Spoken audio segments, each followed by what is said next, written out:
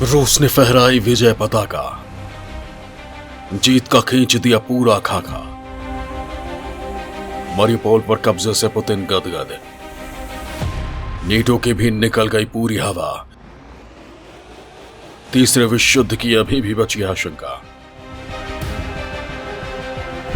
रूस यूक्रेन युद्ध में आखिरकार 2 महीने बाद ही सही पुतिन को एक बड़ी सफलता हाथ लगी है। पुतिन की यह जीत ऐतिहासिक है जिसके जश्न की तैयारी पूरी कर ली गई है, लेकिन इस जीत ने न जाने कितनी जिंदगियों को तबाह कर दिया, लाशों के ढेर लगा दिए। हर जगह कब्र ही कब्र नजर आ रही है। तबाही का ऐसा मंजर है जो आपको हिला कर रख देगा। तस्वीर इतनी भयानक है कि हम आपको पूरी तरह दिखा भी नहीं सकते। इस जीत पर इतराना और जश्न मनाना कहां तक जायज है, लेकिन रूस को इसकी कहां परवाह है। वो तो मदमस्त हाथी है जो अपनी ही धुन में चला जा रहा है। दुनिया चिल्ला रही है, प्रतिबंध लगा रही है, लेकिन पुतिन को कहां फर्क पड़ने वाला है। उन्होंने ठान लिया जो है कि दुनिया को सबक सिखाकर ही छोड़ेंगे। यूक्रेन को मटियामेट कर देंगे, उसकी ईंट से ईंट बजा देंगे, उसे दिखा देंगे कि रूस से टकराने का अंजाम क्या होता है। लिहाजा वो अपने काम में लगे हुए हैं और सुपर पावर को चेता भी रहे हैं कि अगर उन्हें छेड़ा तो खैर नहीं होगी।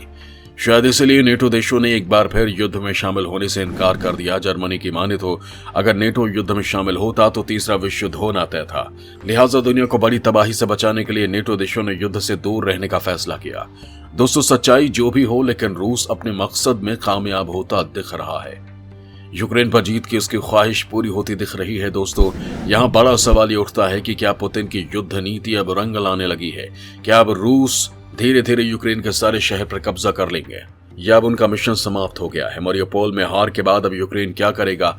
क्या वो सरेंडर कर देगा या युद्ध की ज्वाला यूं ही जलाए रखेगा? पश्चिमी देशों की अब क्या रणनीति होगी? इन सारे सवालों के जवाब मैं आज आपको इस वीडियो में दूंगा, लेकिन इसके लिए आपको मेरे साथ बने रहना होगा और ये वीडियो पूरा देखना होगा। तो दिल थाम कर बैठिए और देखते रहिए ये पूरा वीडियो। दोस्तों, यूक्रेन युद्ध में रूस ने किस तरह अपनी युद्ध नीति के जरिए दुश्मन को मात दी है, ये मैं आपको बताऊंगा। साथ ही बताऊंगा कि मारियोपोल रूस के लिए इतना अहम क्यों है। लेकिन उससे पहले आपको ये बता देता हूं कि आखिर क्यों यूक्रेन में इतनी तबाही के बाद भी नेटो देश उसकी मदद नहीं कर रहे। अब जो यूक्रेन हार की कगार पर खड़ा है, फिर भी नेटो देश उसके साथ जंग के मैदान में क्यों नहीं उतर रहे हैं? उन्हें कौन सा डर सता रहा है? क्या वो पुतिन की धमकी से डर गए हैं, या असल में तीसरे विश्व युद्ध की आहट ने उनके पैरों में बेड़ियां डाल रही हैं? पुतिन से धमकी से डरा नाटो, युद्ध को लेकर कर दिया सरेंडर। जर्मनी ने दी नेटो देशों को सलाह। दोस्तों, जर्मनी ने नेटो को रूस के साथ सीधे सैन्य टकराव से बचने की सलाह दी है। जर्मनी के चांसलर ओलाफ स्कोल्स ने आशंका जताई है कि अगर नेटो और रूस टकराते हैं तो इससे तीसरा विश्व युद्ध हो सकता है। दरअसल ओलाफ स्कोल्स को यूक्रेन को भारी हथियार जैसे टैंक और होवित्जर न देने के लिए अपने देश और विदेशों में आलोचना का सामना करना पड़ रहा है, जिसके बाद जर्मन सरकार ने कई बार यूक्रेन के पक्ष में बयान भी दिया है। लेकिन रूस के खिलाफ बाकी देशों ने जितने कड़े कदम नहीं उठाए हैं। ओलाफ ने कहा कि इस तनाव में नेटो को शामिल होने से बचाना मेरे लिए सर्वोच्च प्राथमिकता है, इसलिए मैं चुनाव पर ध्यान केंद्रित नहीं करता या तीखी आलोचनाओं से खुद को परेशान नहीं होने देता, क्योंकि एक भी गलत कदम उठाया गया तो उसके परिणाम भयंकर होंगे और दुनिया तबाही के ऐसे द्वार पर खड़ी हो जाएगी जहां से लौट कर आना संभव ही नहीं है। फिर हर तरफ बस तबाही ही तबाही होगी और मौत का नंगा नाच होगा। दोस्तों, जिस भयंकर परिणाम का डर दिखाकर जर्मनी रूस के साथ सीधे युद्ध में नहीं टकराना चाह रहा, यूक्रेन को उसी भयंकर युद्ध का सामना करना पड़ रहा है। अपने नागरिकों की जान को गंवाना पड़ रहा है। अब तक उसके ना जाने कितने नागरिक और सैनिक इस युद्ध में मारे जा चुके हैं। कई शहर पूरी तरह तबाह हो गए हैं, लेकिन वो फिर भी डटा हुआ है, रूस का मुकाबला कर रहा है। लेकिन दूसरे देशों से मदद के बल पर वो कितने दिन रूस का सामना कर पाता है, लिहाजा उसे मारियोपोल से हाथ धोना पड़ रहा है। मारियोपोल पर रूस का कब्जा, पुतिन कर रहे जश्न की तैयारी। दोस्तों, रूस के राष्ट्रपति व्लादिमीर पुतिन ने यूक्रेन के रणनीतिक रूप से बेहद अहम शहर मारियोपोल पर जीत का दावा किया है। पुतिन ने कहा कि यूक्रेन में चली इस सबसे बड़ी जंग में रूसी सेना ने मारियोपोल को मुक्त करा लिया है। मारियोपोल से आ रही रिपोर्ट में कहा जा रहा है कि पूरे शहर में हर तरफ रूसी झंडे देखे जा रहे हैं। विश्लेषकों का कहना है कि रूस का मारियोपोल पर कब्जा यूक्रेन की जंग में जीत की तरह है और ये उसके लिए बेहद अहम है।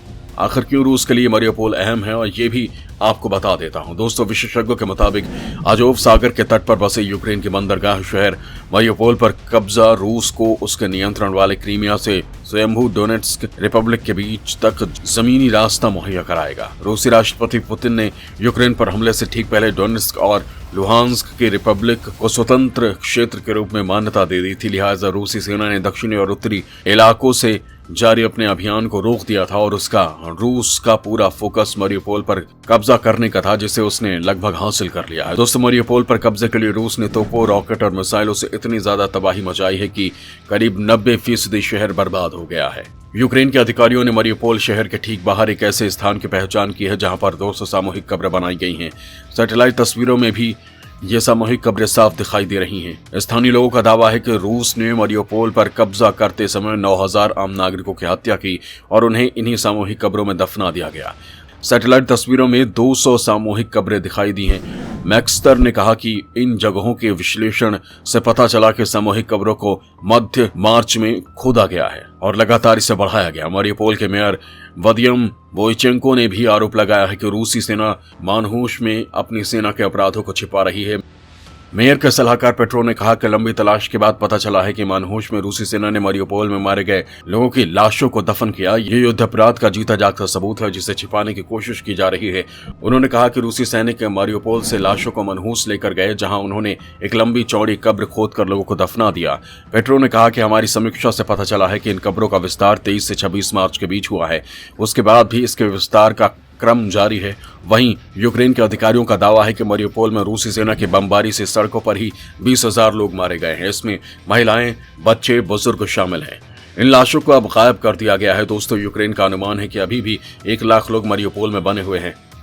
इस बीच राष्ट्रपति व्लादिमीर पुतिन ने मारियोपोल में अजोवस्टल संयंत्र पर धावा बोलने के बजाय उसे बंद करने का आदेश दिया है। अपने रक्षा मंत्री के साथ एक बैठक में पुतिन ने औद्योगिक क्षेत्र पर अपना अधिकार स्थापित करने के बजाय अपनी सेना को इस औद्योगिक क्षेत्र को बंद करने के लिए कहा है ताकि कोई भी बच न पाए। दरअसल यूक्रेनी लड़ाके शहर के विशाल इस्पात संयंत्र में शरण लिए हुए हैं और कथित तौर पर लगभग 1000 नागरिक विकट परिस्थितियों में रह रहे हैं।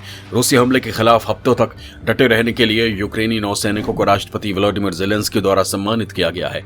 इधर मारियोपोल पर कब्जे के साथ ही रूस ने अब यूक्रेन के काला सागर के तटीय इलाके के 80% क्षेत्र पर कब्जा कर लिया है। इससे यूक्रेन न केवल समुद्री व्यापार से कट जाएगा बल्कि दुनिया से अलग थलग पड़ जाएगा। मारियोपोल तट गहरा समुद्री बंदरगाह है। यहाँ से यूक्रेन स्टील, कोयला और मक्के खाड़ी देशों को निर्यात करता है। मारियोपोल पर कब्जे के बाद अब पुतिन इसे अपनी जनता को जीत के रूप में दिखा सकेंगे जो इस जंग का विरोध कर रहे हैं। पुतिन के लिए ये एक तरह से निजी मामला था जो यूक्रेन के लिए ब्लैक सी से सटे इलाके को नए रूस के हिस्से के रूप में देखते हैं, इसलिए पुतिन ने इसे मुक्ति नाम दिया है। हालांकि अमेरिका का कहना है कि रूसी सेना यूक्रेन पर पूरी तरह से कब्जा नहीं कर पाई है। ब्रिटेन का भी यही कहना है, लेकिन रूस जश्न की तैयारी कर रहा है तो इसके पीछे कुछ तो वजह होगी। दोस्तों, भारत भी पूरे हालात पर नजर बनाए हुए है। पश्चिमी देश भी भारत से युद्ध जल्द खत्म कराने की अपील कर रहे हैं क्योंकि उन्हें लगता है कि पुतिन और मोदी की केमिस्ट्री अच्छी है और पीएम मोदी यदि जोर देकर कहेंगे तो रूस युद्ध में पैर खींच लेगा। लिहाजा वो पीएम मोदी से विनती कर रहे हैं। ऐसा नहीं है कि भारत युद्ध को बंद नहीं करवाना चाह रहा है। युद्ध के पहले ही उसने साफ कर दिया है कि किसी भी देश के क्षेत्रीय अखंडता का सम्मान करना चाहिए, लेकिन माना जा रहा है कि पीएम मोदी पश्चिमी देशों को उनके औकात बताना चाहते हैं। ये दिखाना चाहते हैं कि भारत के आगे उनकी कोई बिसात नहीं है। भारत जब चाहे उन्हें घुटनों पर ला सकता है, उनकी बैंड बजा सकता है। तो समझ गए सुपर पावर, अगर तुमने या तुम्हारे चमचों ने भारत को दबाने की कोशिश की तो उनका क्या अंजाम होगा। जय हिंद, जय भारत।